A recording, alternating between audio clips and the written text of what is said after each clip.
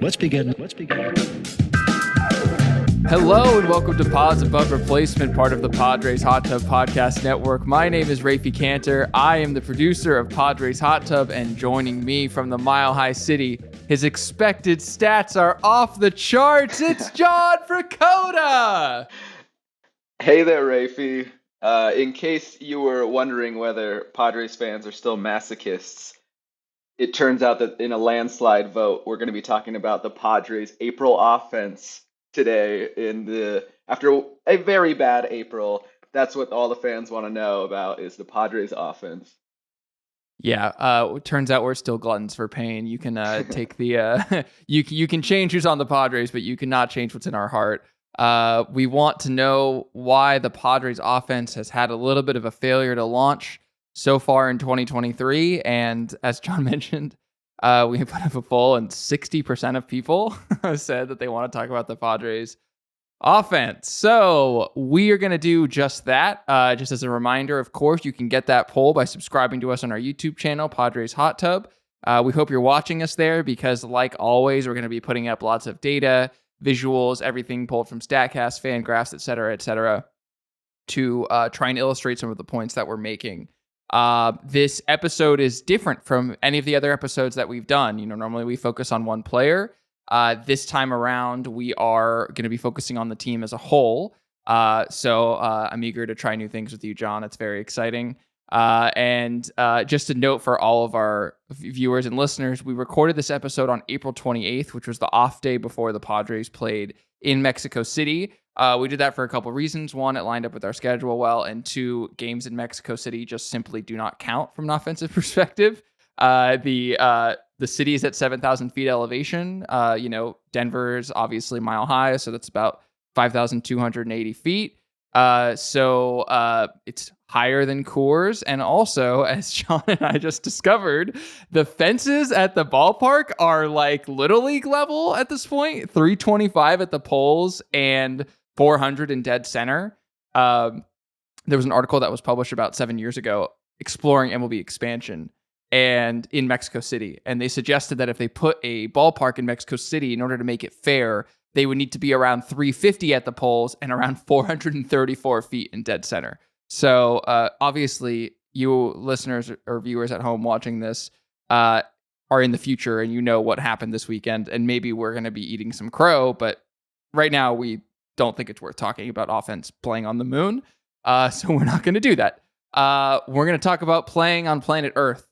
And John, the Padres have not been hitting the ball. We're gonna lay out a bunch of stats over the next however long it takes, but we're gonna come back to the same point, which is that they're not hitting the ball. Is there anything you want to add before we just dive into that? Yeah.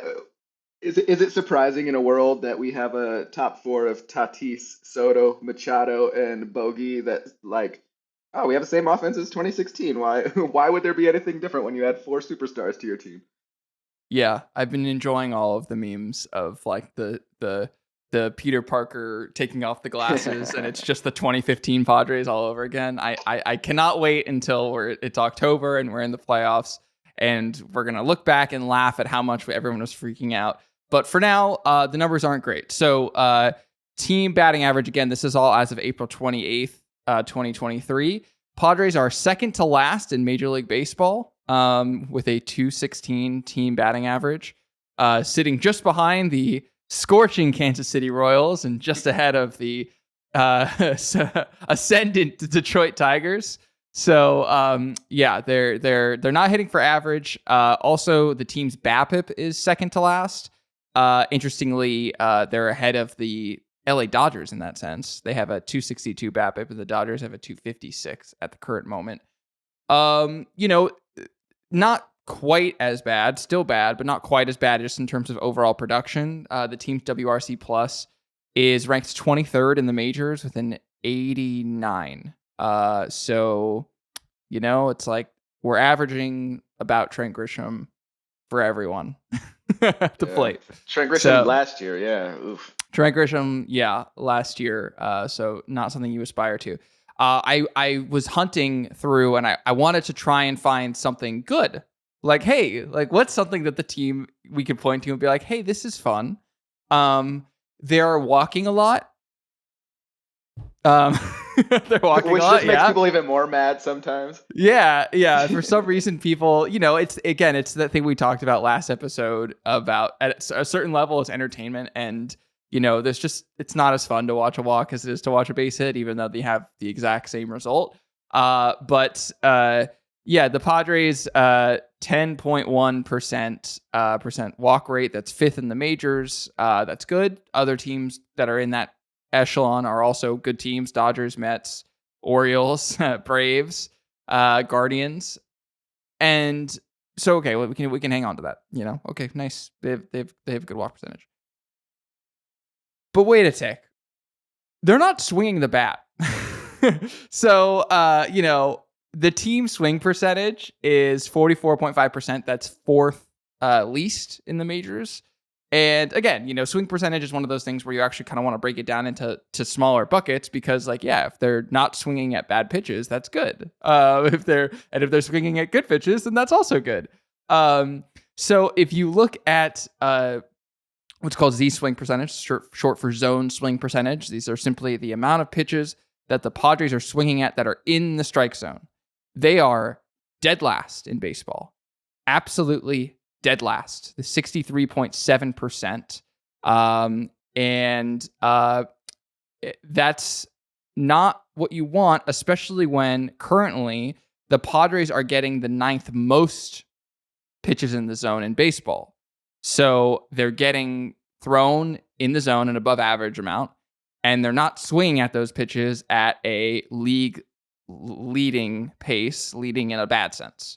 So I wasn't sure, John, if there was anything, any theories that you thought that might point to. Well, I mean, in the Trent Grisham episode, we were talking about how Kyle Bodie over at Driveline was saying that the problem with baseball is that people swing too much. You should basically never swing. And there's some truth to that because you can get so much value on walks. So you should probably swing less than teams tend to. However, it seems like you have to at least provide a little bit of fear before you can not swing so that some of those pitches that you're not swinging at are off the plate and will generate walks. If you're leading with not swinging, that's a little bit different than if you're you're a person who's scary at the plate and is selective, right? So it's not as simple as just don't swing. You need to, look for a good pitch to hit. And when it's not a good pitch to hit, don't swing at it. You still got to create some kind of damage on pitches in the zone. Yeah. So getting into kind of the side of the game that we like to talk about, expected statistics, StatCast, that sort of things. The team is underperforming its expected metrics, but not like at an insane amount where we'd be saying the alarm bells of everyone just wait this out. It's fine. Their expected batting average. There's a difference of 8 points between their expected batting average and their actual batting average. But again, their actual batting average is 216. So even if you corrected for that, they would still be hitting at 224 as a team, as StatCast predicts. So it's not like all of a sudden like all of our woes and problems are fixed.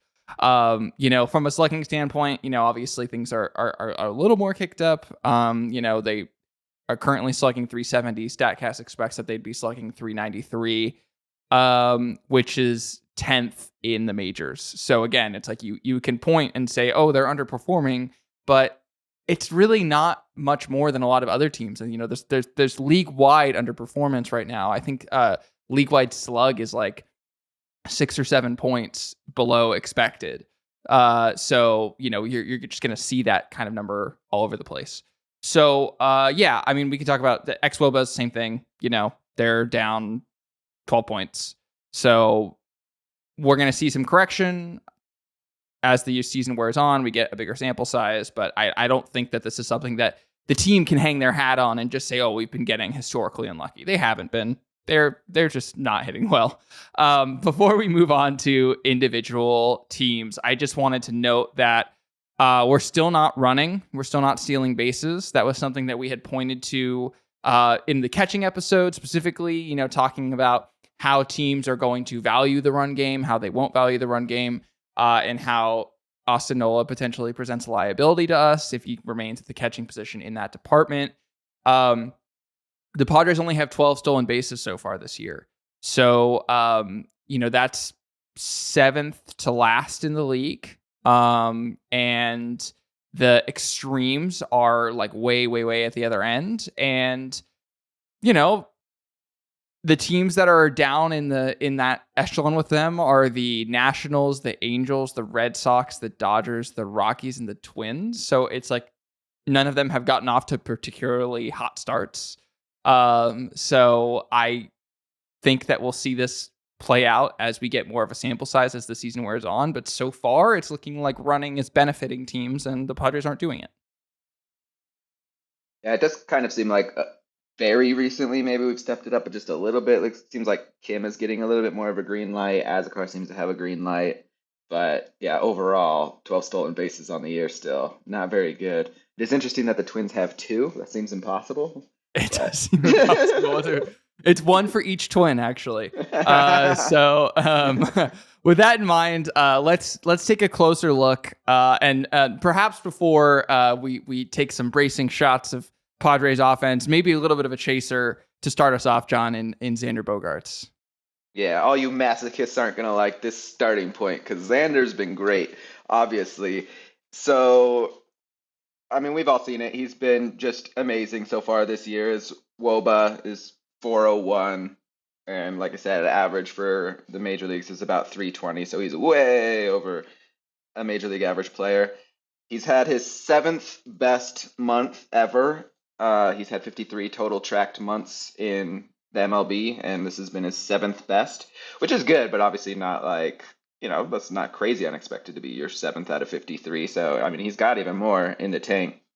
And one of the common arguments that you'll get against Xander is that his xWOBA is actually much below his WOBA so far this year. And so it's about almost 50 points lower, which is still good. A 354 xWOBA is still good. But, maybe he's dramatically outperforming and he's going to drop down a little bit, which that's true. That could very well happen. But the counter argument in the Xander Bogaerts specific scenario is that he always overperforms his xWOBA. He seems to me to be one of those players with a old-fashioned approach who's able to spray the ball all over the field. And the thing about xWOBA is it does not take into account the spray of the ball. So it is at least conceivable that somebody who is able to hit the ball where they ain't is going to outperform their xWOBA. And in fact, Xander, there's been fewer months in his career as a total that have tracked xWOBA because it came out in 2015, so 2014 and 2013 just weren't tracked.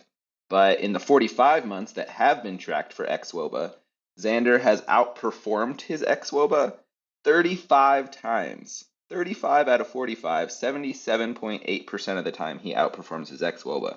And at some point you got to say, maybe there's some there if he's outperforming that frequently, and every month is about 100 at bats, so it's small sample size, but not terribly small sample size. 100 at bats is a good amount of at bats, and 77% of the time he outperforms it, and overall for his career he's outperformed it by 21 plus points. So maybe you could say he's outperforming, but he's probably not outperforming by a ton. His K rate is very, very low. He's putting balls in play, which is, fueling those base hits, which is the reason why he's had so many games in which he's had a hit or at least got on base. His count back of the card stats have just been, outrageously good. 316, 409, 510 slash, good for a 919 OPS. He's just a fun player to watch, and I think he's going to be a very fun player to watch, especially in that 4 slot when you would expect Tatis, Soto, and Machado to be on base a lot. They haven't been at all, but you would expect them to at some point.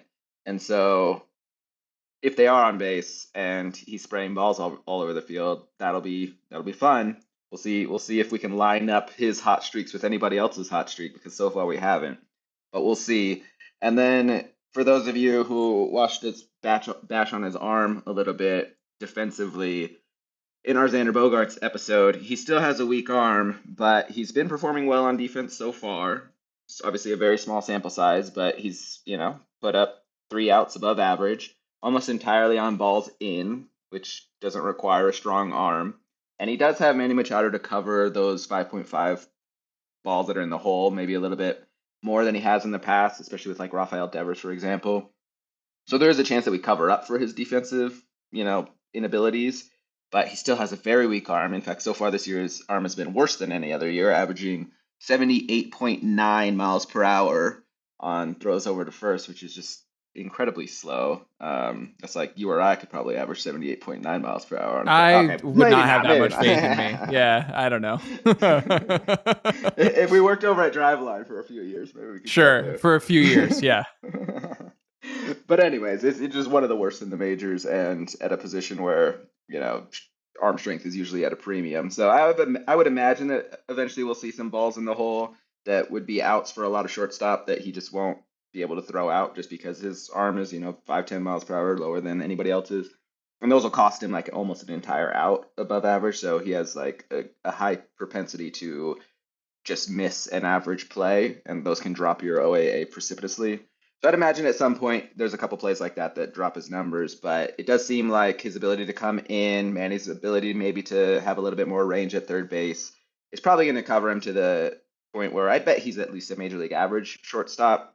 Still not, I think that Hassan Kim's probably the better one, and that Bogaerts would play better over at second, but whatever, we're not doing that, so no point in hashing that out at the moment.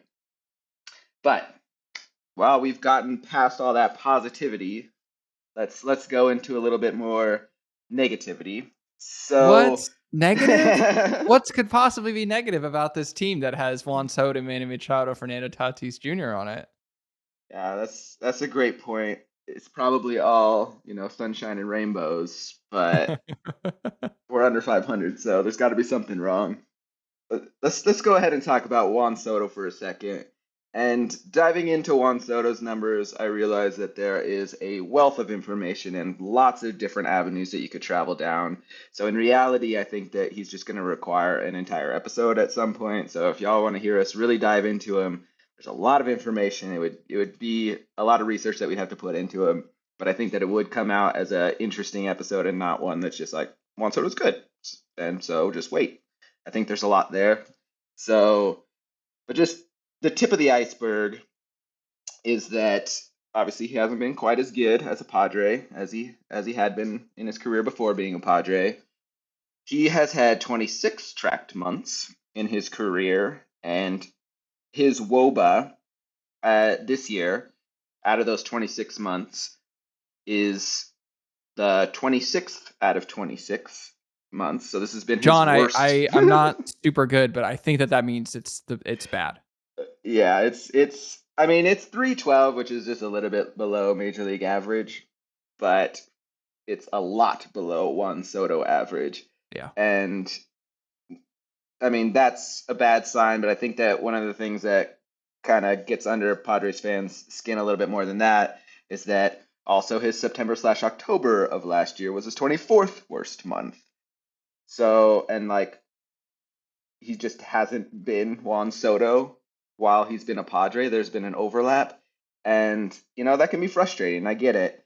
He overall, like I said, just hasn't been as good, and he's had some things that have changed while he's been a Padre.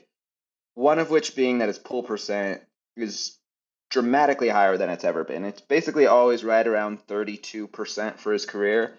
And for example, this year it's 42%. So he's pulling everything. And there was that viral among the Padres community tweet by Eno Saris that's basically saying, he's got a weak spot low and away. And so pitchers are attacking that, and unless he can do something with it, maybe he's screwed. He's got to figure out a way to do something with that low and away ball.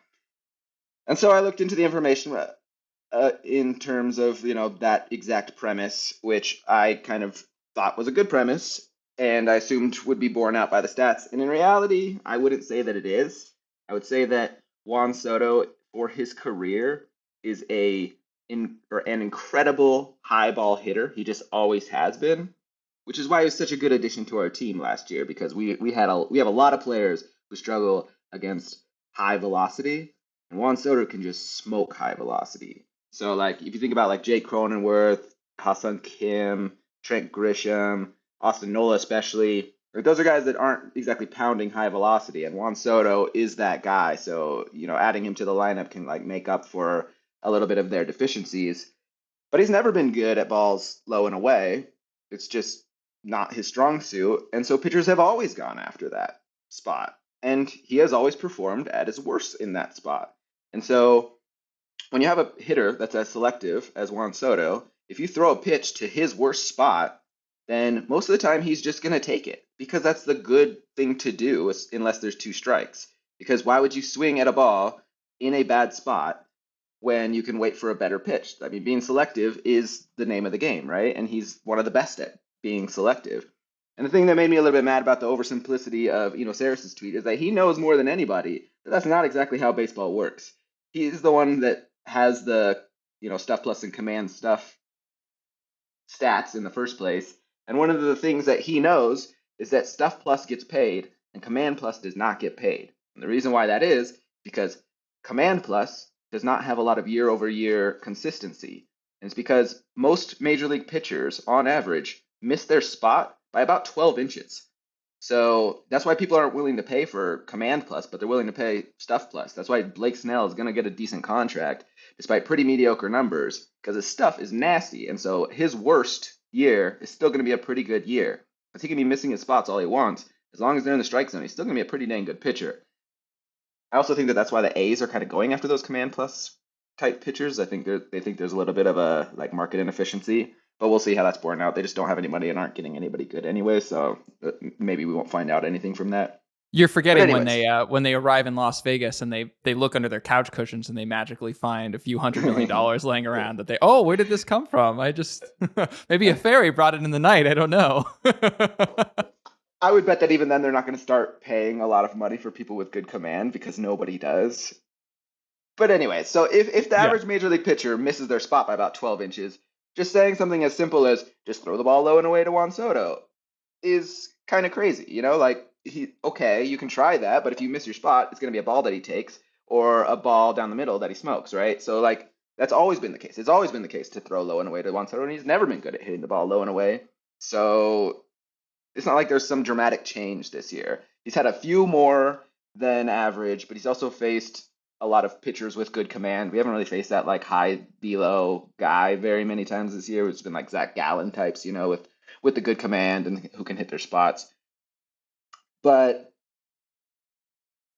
the thing overall is that he is pulling the ball more, and he's pulling the ball just fine. His pull percentage is higher, and his pull numbers are within line of his pull numbers always. What's really been the difference is that he has been incredibly terrible at hitting the ball the other way this year and last year. And so, like, when you can't hit the ball the other way, in general, you can't hit the ball low and away, probably, and you also can't hit the ball high and away. And so he's just been worse. But what is interesting about this overall is that there's probably a reason why he's not hitting the ball well the other way, and that's because everybody's hitting the ball more poorly the other way. And I think that probably led him to start pulling the ball more, whether that's consciously or subconsciously, because those balls that he was hitting the other way just weren't landing, or weren't getting over the fence. So putting some numbers to that, in the year 2019, happy fun ball time, there were 1,087 home runs hit the other way. So, about 1,000, a little bit over 1,000. 2021, they did the ball a little bit. There were 806 homers hit the other way. So that's 20% drop off, over a 20% drop off, and over 280 less home runs. In 2022, they did the ball even more, and now there's 605 homers hit the other way. So now you're less than 60% of where you were in 2019. I think that probably Juan Soto, when you think about Juan Soto, you don't think about him with like light tower power, like say Fernando Tatis Jr. He was probably hitting some wall scrapers the other way that were going for home runs. And now with a 40% drop off in total home runs hit the other way, there's probably a lot of balls hit the other way that are landing in catch or in left fielder's gloves at the warning track or maybe even below. Okay, John, So really quickly, I just want to jump in for some viewers or listeners who might be saying, wait a minute, but isn't everyone pulling the ball because that's just the way that the game changed, that there was like a pull ball revolution. So of course there's going to be a drop in opposite field homers. Can you just like speak a little bit to that?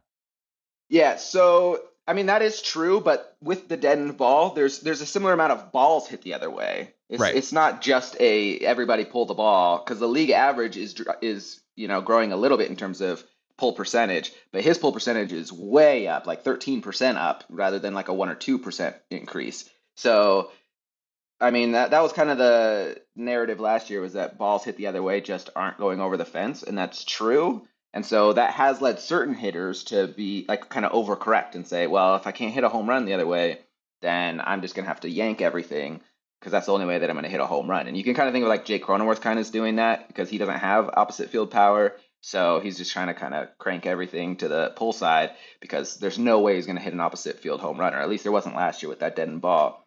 So it does seem like he's overcorrected and now he just can't hit anything the other way. And I don't know whether that's some kind of change in approach, but everybody's saying that he's yanking everything. Yeah, he is yanking everything, but he's yanking everything like just as well as he always has. He just, when he hits the ball the other way, he's hitting at an atrocious rate, just overall amazingly bad. Yeah. So we're gonna do some more digging into Juan Soto. We're gonna drop a Juan Soto episode in the not too distant future, just to kind of spend more time going into this because it is fascinating stuff. I think John, you and I are people who are going to continue to bang the drum that this guy is who we thought he is, who we thought he was. And there will be some hot Juan Soto months coming that are going to be tough for the haters and the losers to swallow, I think. But Yeah, for now, so yeah, so just one last thing is that the reason why like most of us are saying that he'll probably hit the ball a lot better than he has been hitting is I mean his WOBA has been 312, which I said is the 26th out of 26, but his ex WOBA has been 372. yeah. Still bad for Soto, who's normally around that 400 WOBA. But 372 is still pretty dang good, even for I mean if that's your off month, that's a great off month. Yeah, just for perspective, his ex-WOBA is higher than Xander Bogaerts is by a considerable margin. And I know that we like talked about how Xander consistently outperforms his ex-WOBA, but like at the same time, like the in a vacuum, based on quality of contact, Juan Soto should be hitting better than Xander Bogaerts, and Xander Bogaerts is hitting great. So it's like I just want like even if both guys regress a little bit, like they're still going to be both be great hitters. You know what I mean? So anyway. Let's continue in our trend of sinking further into the rabbit hole. And let's talk about our team captain, 11-year, $350 million player, Manny Machado. So for those watching, if you're listening, actually, I would encourage you to open up YouTube right now if you haven't already, because I'm going to be throwing up 3 photos on the screen, and I'm going to give a little pop quiz to John right now. Basically, there are 3 pictures of StatCast sliders for 3 different players in Major League Baseball this year. One of them, obviously, is Manny Machado. There's 3 that are laid out. So I'm curious, John, if you know which ones is Manny Machado's, and if you have any guesses as to who the other 2 might be. I will say they are all 3 very famous players. But not Padres? Or are they all Padres? The other 2 are not Padres. Okay. So they are all hitting poorly. That does not differentiate Manny Machado from anyone else. One is fast. That is not Manny Machado. And the other 2 have almost the exact same stats on everything. I'm going to go with the slightly stronger arm one being Manny Machado. So the first one, Manny Machado. That's correct. Who are the other 2? The other ones are going to be tough. So someone very fast that's a star. Like, I don't know, how's Jose Ramirez? No, he's not fast enough. Maybe Trey Turner. It is Trey Turner. That is the one on the very right. So in the middle, you have a guy who's 97th outs above average and pretty much poor everything else. But is a And these star. numbers are like exactly the same. All these are exactly the same except for there's like, Yeah. speed and arm strength. So this last one is slow and hitting is literally the same thing as Manny. Like everything is exactly the same. And I will say he's been very similar to Manny his entire career. Very similar to Manny his entire career. Like in terms of talent. Constantly being compared, the two of them. Nolan Arenado. Yes. So those are your three. The three. The very left, it's Manny Machado. In the middle, it's Nolan Arenado, and on the right, it's Trey Turner. I thought that was fun. Not because I think it like necessarily excuses anything that's going on with Manny. I just think it's fun to say like, hey, like, are we going to bet that all three of these guys are going to be this terrible the entire year? No, of course not. These are the stars in the game, but they all have incredibly similar peripheral numbers at this point. So, like, when we're all freaking out right now and saying, like, oh my God, like, we just signed this huge contract and he's underperforming, what are we doing? And, like, 100 plate appearances, like, I just want everyone to just be a little bit tempered. Am I concerned? A little bit. Like, is it fun? No. Do I think it's going to be okay? Yes. So, with that in mind, let's go and dive into Manny Machado. Go ahead. Do you imagine if we would have signed Trey Turner and he put up these numbers? Oh like, my God. In lieu of Bogaerts, everybody would... This fan base would be on suicide watch. So anyway, we're talking about Manny Machado, and of course his the two things I want to bring up first are his walk rate and his strikeout rate. His walk rate, less than half of his lowest rate as a Padre, so 4.6%, bad. His strikeout rate is 22.2%. That's a career high. Also bad. And I mentioned this early on when we were talking about the team as a whole, but I think Manny kind of embodies the issue that's going on with the Padres writ large, which is that his swing rates are not great and he's being incredibly passive. And there's two ways that you can kind of break that down. So the first is in his swing percentages between pitches outside of the zone, inside of the zone, and in general. So if you compare between last year, which of course was his like MVP caliber 7-win season, the swing rate is not all that different on all pitches. This year he's swinging at 49.9% of pitches, almost exactly half. Last year he was swinging at 50.8% of pitches, so less than a percentage point off. I don't think that that's going to be enough to really like you taking that stat on its own to really change things. But when you break it down between pitches outside the zone and inside the zone, he's swinging at 3% more pitches outside of the zone, which of course is bad because you're going to have poor contact on those pitches if you make contact at all. And even more concerning, his zone swing percentage is 68.6% this year. And his zone swing percentage last year was 77%. So it's an 8.5 point delta between this year and last year. So he's being much, much, much more passive on swing or on pitches that are inside the zone than he was last year. And to put that in perspective, that's the lowest numbers he's really had since he was a rookie or like in his first couple years in Baltimore when he was, 20, 21, 22 years old. And just to kind of drive that point home a little bit more, StatCast has these swing take, run value metrics. And, over the course of his career, he's been really good about swinging at the right pitches and taking the wrong ones. Specifically, he has a lot of value down the middle of the plate and a lot of value on those quote unquote chase and waste pitches. Those are the pitches that are, way outside the zone that, guys with great stuff can maybe get to fool some hitters on. He's really good about not swinging at those. He's traditionally not super great at pitches in the shadow of the zone, which are those pitches that are one ball length inside or outside the strike zone where catcher framing kind of comes into place. Manny typically is not putting up a lot of value in that area. All in all, right now, the issue is that he's not really swinging at pitches in the heart of the zone, and so he can't create value on them. That's his bread and butter is when people miss on pitches to him. he's going to punish you. And because he hasn't been swinging, he can't produce that value. So I wanted to go more into the specifics of breaking it down pitch by pitch. And one of the things that struck me between the last 2 years is that Manny Machado actually didn't do a ton of damage on fastballs last year. They were certainly he hit fine on them, but his run value was actually slightly negative for the entire year last year against fastballs, which was something that I didn't know, and it was very surprising to me.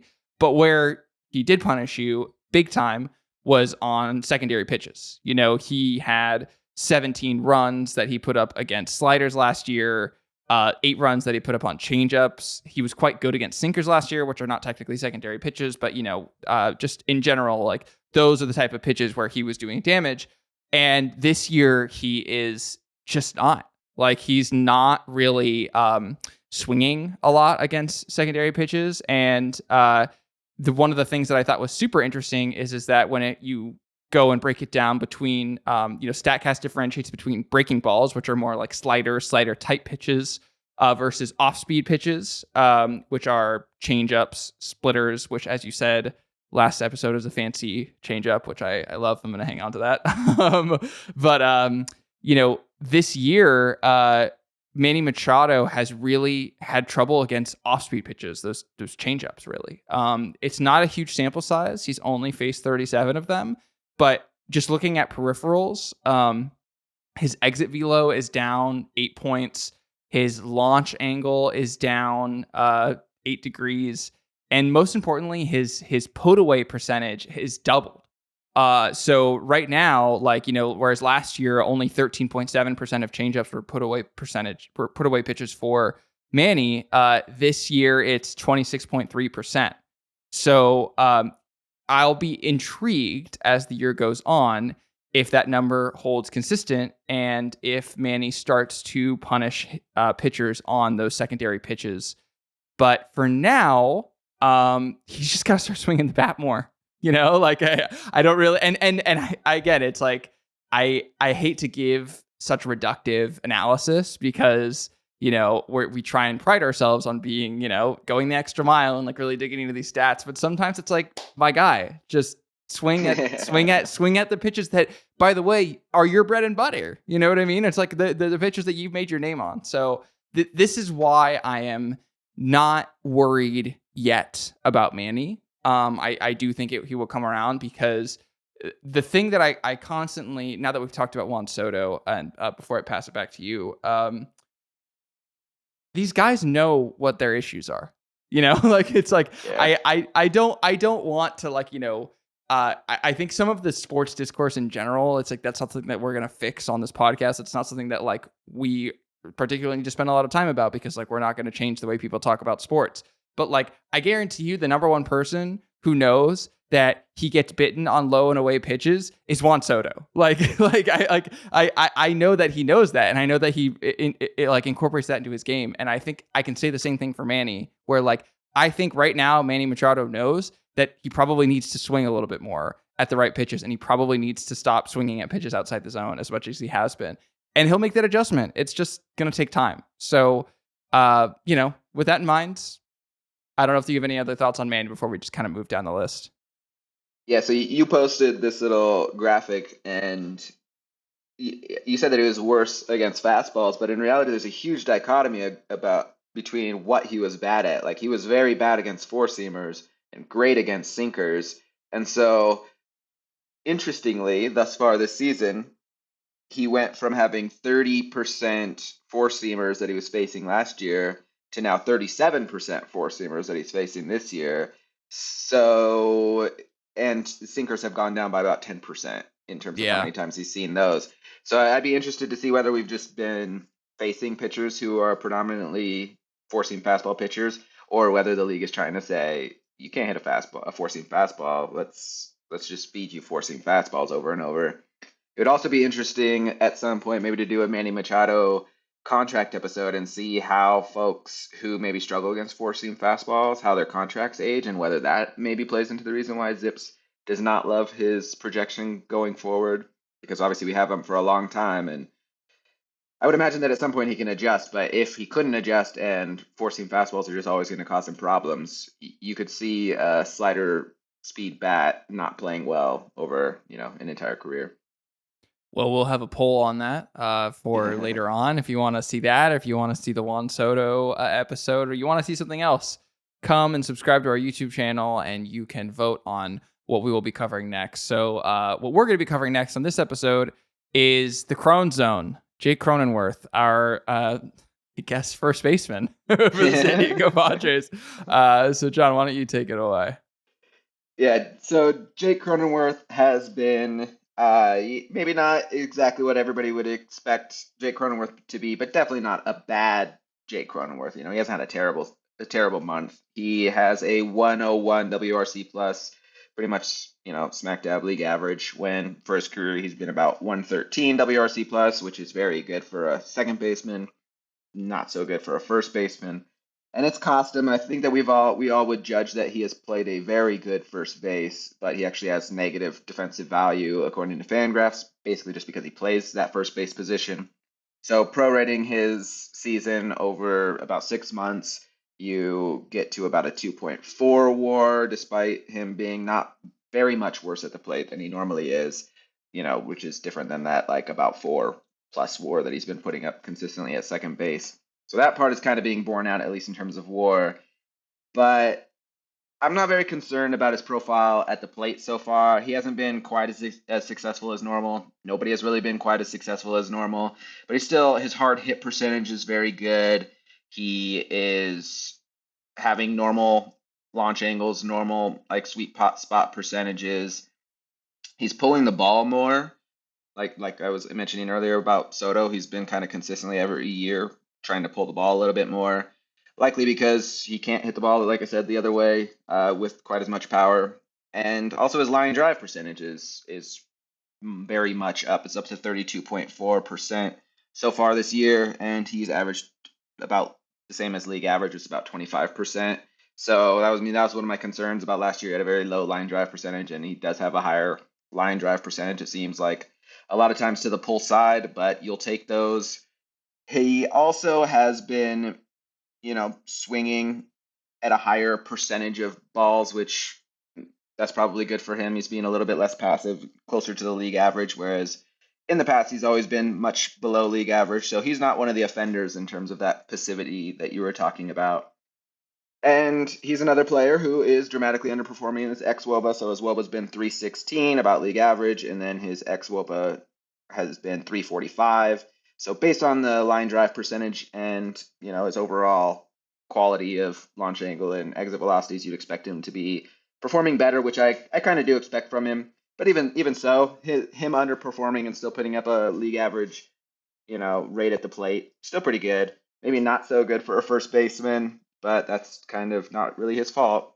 That being said, I think that just the eye test has shown that his ability to pick balls so far this year has been amazing, especially considering that that was the thing that he was weak at on defense before when he took over for Hosmer. Like he could, his range was out of control, but you could tell that he hasn't just spent a lot of time picking. So it seems like this offseason and maybe in spring training he really worked on that. And he has been incredible on picks. I don't even know if I've seen him drop one. And I mean, we talked about Xander's outs above average being good. I've seen at least 3 where I don't think Hosmer would have made that play on balls in the dirt. And you can't get an out above average unless you get the out. So I think that you might also argue that he is contributing to, like, say, Xander's ability at shortstop. And it has been borne out. We've actually had the fewest errors in the major leagues so far this year, which errors, whatever, boomer stat. But, I mean, there's probably something to that. And one is that Xander does have a, accurate, if not strong arm. But another is that Jake has been tremendous at first base, picking balls especially. Yeah, and just before we move on to our next person, which is Hassan Kim, I just wanted to give a perspective on the positional value adjustment that you were talking about with Jake Cronenworth and how he's being hampered by playing first base, even though he might be helping us on defense a little bit. I don't want to take away from that, but Hassan Kim and Jake Cronenworth both have put up 0.4 F4 so far this year. But Hassan Kim is doing it with an 85 WRC plus, and Jake Cronenworth is putting up a 101 WRC plus. So you just think about the fact that they've apparently been worth about the same to the team, even though one is hitting considerably better than the other.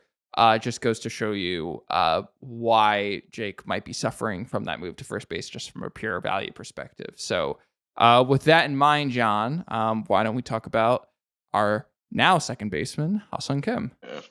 And then, so another player that's kind of been pushed down the positional value scale, right, is pushing a shortstop over to second base.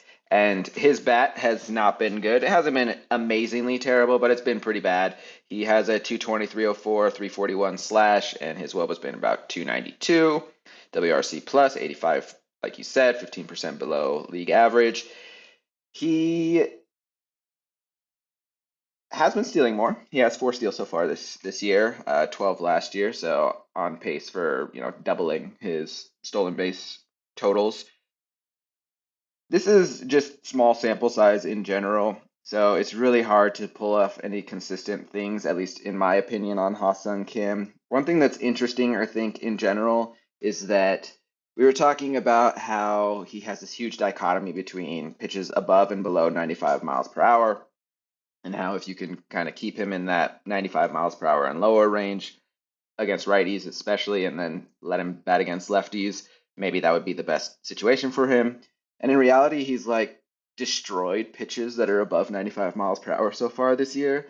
Incredibly small sample size, but he's had a 333 batting average, a 556 OBP, not much slug at 333, but that still comes out to a 432 WOBA, so over 100 points above league average. On pitches 95 miles per hour and higher, which as a league, they are actually lower than average as a league against those kinds of pitches, because those are just really good pitches. But on everything else, which used to be his sweet spot, he's just been incredibly bad, which has led him to overall be, like you said, an 85 WRC plus. So, like I say, small sample size. I wonder whether there's something there in terms of, maybe he's trying to gear up for velocity. He's certainly not pulling the ball as much as he has in the past, about 6% lower. So I wonder whether that's been part of his game plan to try to gear up for velocity by spraying the ball a little bit more, and maybe now he's off those sliders, off those off-speed pitches because of that, just kind of small change in his, approach at the plate. But it's just so small of a sample size that, I don't know, it might just literally be nothing. It'll just be interesting to, watch as we go forward. Is he still hitting the ball the other way, which in his career he never has, and suddenly he is? And can he hit velocity? Does it look like he's changing anything? Is he off those sliders? Is he off those changeups? Just something to kind of watch, I think, as the year goes on. Okay, so we're just going to keep moving down the totem pole. So we want to talk about Matt Carpenter next. And again, he hasn't been earth-shattering. He hasn't been destroying worlds. He's just been a treat for me to watch. And I've said this on Padres Hot Tub. But the reason I enjoy having Matt Carpenter on the team so much, and specifically his role on the team, is that AJ and Bob have basically said, you do one thing, which is you mash righties, and we're only going to put you out there to do that. And he's pretty much done that. He has a 139 WRC plus so far this year. Vast majority of his at-bats coming against righties. So great for him. We have a solid platoon DH. I love to see it. The highlight of his game so far is he's absolutely crushing fastballs. He's 4.2 runs for every 100 fastballs that he faces. So he's had some mistakes that leak over the heart of the plate, and he punishes people for them, and that's awesome. He is walking at 16.1% rate, which we talked about a little bit. This is a guy who is incredibly disciplined, rarely swings the bat, and takes a lot of pitches.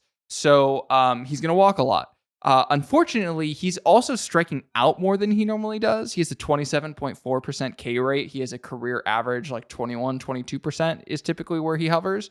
So it's not a huge delta where we're oh my God, Matt Carpenter's broken, blah, blah, blah, blah. But he's also he's taking pitches like he normally does, 4.1 pitches per plate appearances, which is still better than league average, which is 3.93, but it's not crazy. John, I think when you had brought up his Yankees year last year, he had like 4.7 or 4.8 pitches of plate appearances. It was just ridiculous stuff. So he's not seeing like an insane level of pitches. And so when I went down to his plate discipline on StatCast, I kind of was like, okay, so he's never really swung at pitches in the zone. Like he has a career average Z swing rate of 59%, which is really low. Like the MLB average is 66.9%. But this year he's even lower than his career average, which I find to be like really interesting. He's at 56.7%, which is the least he's ever swung at pitches in the zone. And the other thing is that he is chasing pitches at a career high rate. He's at 24.6% chase rate, which is still, by the way, below league average. Like, league average is 28.4, but in his career, he has a 19% chase rate, which is like super low, which is like why he's just such an impressive player, is like he's so disciplined at the plate. So he's becoming more like everyone else, which means he's becoming less like Matt Carpenter in that department, which we don't want. And the thing that I thought that was the most interesting is that he is, I don't want to say never, but is really, really rarely swinging at first pitches. And, the league average rate is 29.5% that players swing at the first pitch. His career rate is 17.4%, which is low. Like again, it's like really low. It's almost half of league average. His 2023 rate is 12.9%. So he is like never swinging at the first pitch. And this is where I'm, getting kind of curious. Like I was going to go into the splits of like what his numbers are between, 1-0 and 0-1 counts, but like it's not really that interesting because like every other hitter in baseball, he's better when pitches are 1-0 and he's worse when pitches are 0-1. Like it's like that's not earth shattering, but something I'm just going to be interested to track going forward is if Matt Carpenter starts to swing a little bit more on the first pitch, because if not, pitchers are just going to start straight up challenging him. And, my guess is that they're going to throw secondary pitches to him first pitch over the plate because he's not swinging. And if he is swinging, it's probably at a fastball and he's doing damage with it. He's not really doing damage with secondary pitches. So that's probably what I would do if I was throwing against Matt Carpenter to try and get to an 0-1 lead in the count. So there's not really much else to talk about. Like, it's a small sample size. We can toss it over to Nelly, his other partner in the platoon, John, unless you have anything you want to add on Matt. I just did the math on my calculator over here. That's 8 swings in 62 plate appearances. So 8 times this year so far he's swung the bat at the first pitch.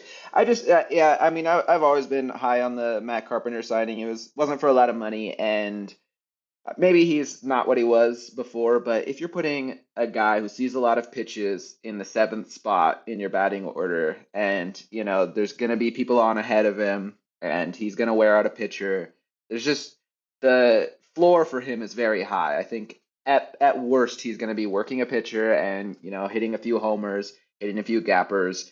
I like that addition, especially if we're only using him against righties, or at least putting him in positions to succeed. I'm excited about him. I think he's going to be a very good addition to our team as a whole.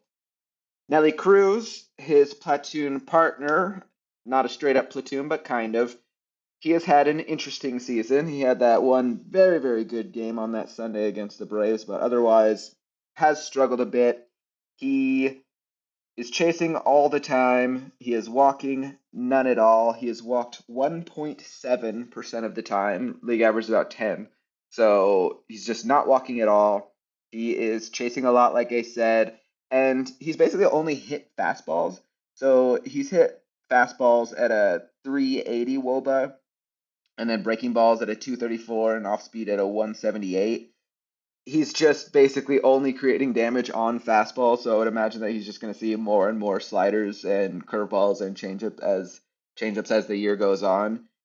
His whiff percentage is just very high on all of those pitches, like extraordinarily high.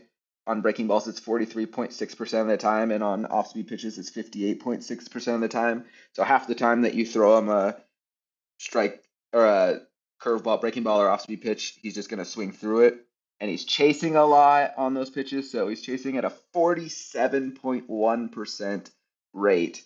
League average is about 30%. So half the time you throw him a pitch out of the zone, he's swinging. Those are Alfaro-like numbers. And like I said, he is creating damage at the plate on fastballs, also like Jorge Alfaro.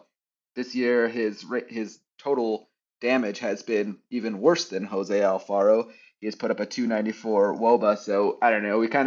And he's been mostly facing lefties, so he's been in like specific scenarios that will allow him to succeed as well, and just has not performed well, especially on sliders, breaking balls in general, and off-speed pitches. So it'll be interesting to see if folks are just lighting him up with off-speed pitches and breaking balls off the plate as the year goes on. Yeah, I don't have too much to add on Nelly. I wouldn't be surprised if the Nelson Cruz experiment comes to an end sometime around the All-Star break. We'll see. Obviously, I don't think he's going anywhere. I think he's been brought in to be a presence in the dugout. I think the players obviously greatly appreciate having him there.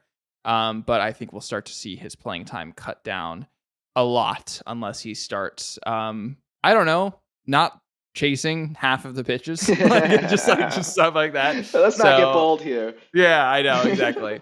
So now let's take it to one of our favorite pods of replacement subjects. There's so many names. I could know so many nicknames. I'm just still so obsessed with the mustache he's rocking this year, Trent Grisham. John, why don't you to fill us in on what's been going on with BDT? Yeah, Trent has been pretty good at the plate so far. I mean, his actual numbers aren't that good as well. WOBA's been 313, WRC plus 99. His xWOBA is much higher at 366, which puts him in like the 78th percentile. Average exit velocity in the 91st percentile, max exit velocity in the 89th percentile. So clearly he's hitting the ball much harder. He hasn't had too much more success than he's had in the past. In fact, his WRC plus 99 for his career, it's been 98 total. So kind of right in line with what he's been over the course of his career. Better than last year, but same as his career as a whole. He's walking at a good rate. He's still striking out at a high rate. He's, like I said, hitting the ball hard. He's making most of his damage on fastballs. And I think kind of what the adjustment that he's made so far this year is that last year he was very passive at the plate overall, and especially on those first pitches. And so he was performing very poorly on fastballs in general. But a lot of that is to do with the fact that he just wasn't swinging at first pitches, and those first pitches are oftentimes fastballs. So he was only swinging 21% of the time last year, and now he's up to 30% of the time and creating a lot more damage on fastballs. His WOBA was 351, last year was 311, and his xWOBA was even higher at 418. Last year was 330. So it seems like he's kind of jumping on pitches, especially fastballs in the zone. Which is good. It's a good adjustment. That's kind of what we called for in our episode, was to see him, especially on a pitch in the heart of the plate, to actually do some damage so that maybe pitchers are less likely to give you that pitch in the heart of the plate, and you're less likely to fall behind in the count and subsequently strike out. So he clearly made that adjustment, which is kind of what we were looking for 1 month in. Hasn't had quite as much success as his batted balls would say that he has, but I wouldn't be surprised if now you see an adjustment to his adjustment, or it usually takes longer than a month for that to happen, but maybe in the second half of the season, he'll stop getting so many fastballs early in the count and, getting good contact on them. But we'll see. You couldn't ask for him to make a better adjustment. This is exactly what everybody would have called for, and he's doing it. So that's a, exciting, albeit not like crazy, great start to the season for him. Yeah. So we just want to have a few loose ends we want to tie up here. Catcher, we literally just spent a whole episode. If you haven't already gone and watched our catcher episode, we really dove in depth to that position and the ills that the Padres are facing there. But really quickly, we just wanted to mention the overall production that the Padres have gotten offensively from the catcher position so far this year. So this is it's not just Austin Nola or Luis Campusano or Brett Sullivan. It's the amalgam of the three of them. So far, the catching position for the San Diego Padres is batting 159 with a 235 on base percentage and a 227 slug. So the rare slugging is lower than the on base percentage. That is good for a 37 OPS plus for the catching position. So is there anyone that might compare to John? Yeah, so I just thought, what is a Padre who has had a lot of at bats? So we could, or who is a Padres pitcher who has had a lot of at bats? So I just thought, all right, let's pull up Jake Peavy, see what his career numbers were at the plate, and his career average was 168, slightly better than the 159 that our catchers are putting up. So all right, he's better at average, but he didn't have the plate discipline that Osinola has because his OBP was 30 points lower, so 235 versus 205. And slugging was basically the same, so 227 versus 222. Jake Peavy has basically been our catcher's position so far. So for those of you boomers out there who missed the pitcher hitting in that ninth slot, we have our pitcher hitting in the 7th, 8th, and ninth slot, depending on the given day. So, bring back the bunt. Yeah, if you don't like that, you don't like National League Baseball, John. So let's wrap it up with our prince who was promised. He has returned. He has risen. Fernando Tatis Jr. is back on the Padres, and so far maybe some signs for hope, John. Yeah, I mean it's been very, very few at bats, so who knows? But his sprint speed and his jump and his overall defensive quality has seemed pretty good so far. I think that he has been better in right field than he was in the past. He looks a little bit more comfortable, and his speed will certainly play out there. Even when he gets a bad jump, he's going to run things down. But his jump has been good so far, largely due to his speed. But either way, that's probably a quality right fielder, especially with his arm. I would be surprised if he's not a quality right fielder. He might blow a few plays, but overall, he's going to get to a lot of balls that other people wouldn't.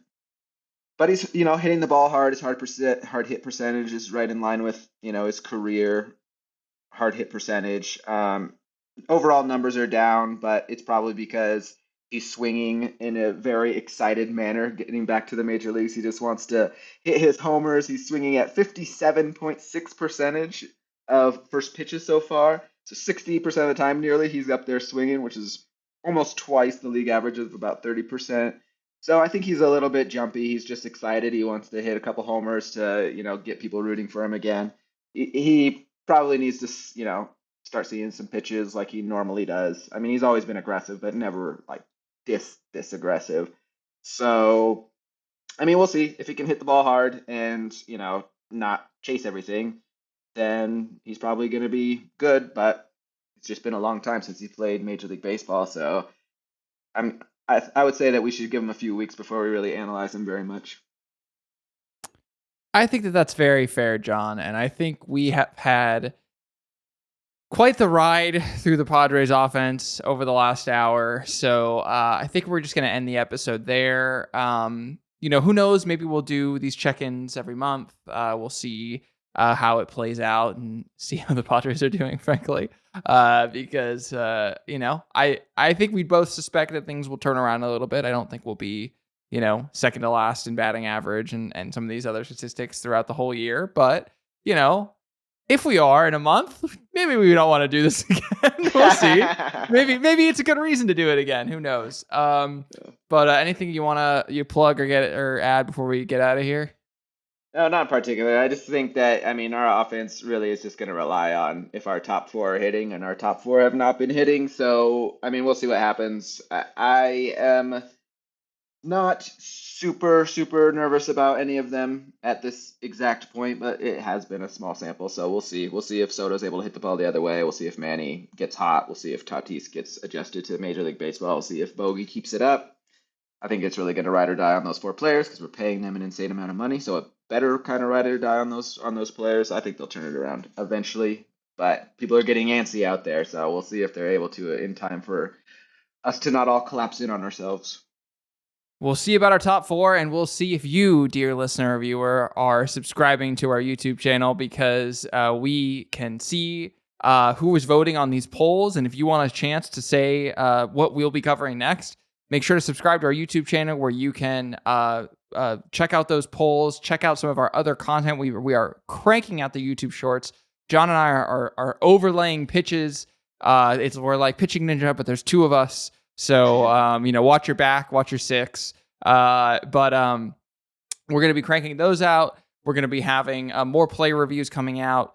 And of course, you can talk to John and I at any time of day. We are on call 24/7 on the Padres Hot Tub Discord, which you can join by being a Patreon member at patreon.com/Padres Hot Tub.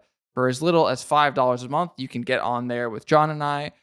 We also just dropped our first t-shirts, and the higher tier patrons got those t-shirts for free. So there are plenty of perks to be had if you join our community. So once again, patreon.com/Padres Hot Tub. And with that in mind, we will see you guys next time.